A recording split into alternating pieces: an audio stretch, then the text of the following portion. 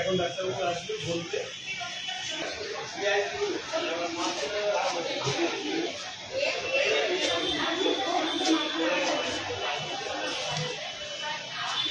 Assistant super সাহেবকে অনুরোধ করেছি যে দ্রুত যদি একটা ফিভার ব্লকের ব্যাপারে অন্তত স্বাস্থ্য দপ্তরকে ইন্টিমেশন দিয়ে রাখা হয় যে এরকম ডেঙ্গুর রোগী বাড়ছে, ফলে পেশেন্ট ফ্লো বাড়বে, তো আগাম প্রিকশনারি ম্যানেজমেন্ট নেওয়ার প্রয়োজনীয়তাটা আছে।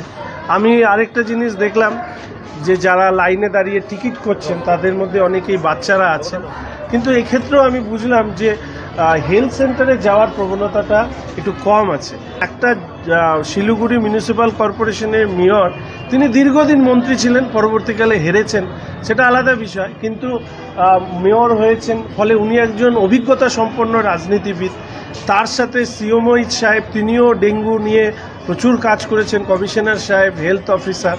এটাই দুর্ভাগ্যের, অ্যারেস্ট কেন হচ্ছে না? এই অ্যারেস্ট করবার ব্যাপারে মাত্র 7-8টা ওয়ার্ডের মধ্যে ডেঙ্গুটা এই মুহূর্তে বিস্তার লাভ করেছে, তো সেটাকে অ্যারেস্ট না করলে পুজোর সময় আরও ক্ষতি হয়ে যেতে পারে বলেই আমি মনে করি। ফলে এটা চাইব যে রোগ নিয়ে রাজনীতি না করে একটু কার্নিভাল হোক, কিন্তু কার্নিভালের পাশাপাশি রোগীদের প্রাণ বাঁচানো, মানুষের জীবন বাঁচানোটা অনেক বড় দায়িত্ব। সেই দায়িত্ব পালন করতে যদি মেয়র সাহেব বা তার উদ্যোগে অন্যান্যরা রাস্তায় আমরা দেখতে পেতাম, তাহলে নিশ্চয়ই খুশি হতাম। তো করে এলাকাকে পরিষ্কার রাখবার ক্ষেত্রে কোনো উদ্যোগ আপনি দেখতে পাবেন না, শুধু ঠান্ডা ঘরে বসে বিবৃতি প্রদান করা আর কিছু ছবি তুলে খবরের কাগজে খবর করা ছাড়া কর্পোরেশন আদপে কোনো কাজ করছে কিনা সেটা এই প্রশ্নটা উঠছে।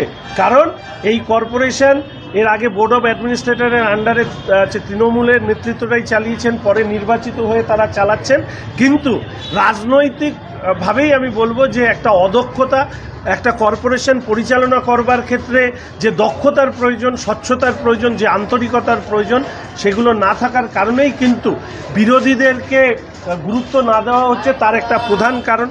ফলে স্বাভাবিকভাবেই পুজোর সময় শিলিগুড়িতে এই পরিস্থিতি যাতে আরও ভয়াবহ না হয়, তার জন্য আমরা রাস্তায় থাকি।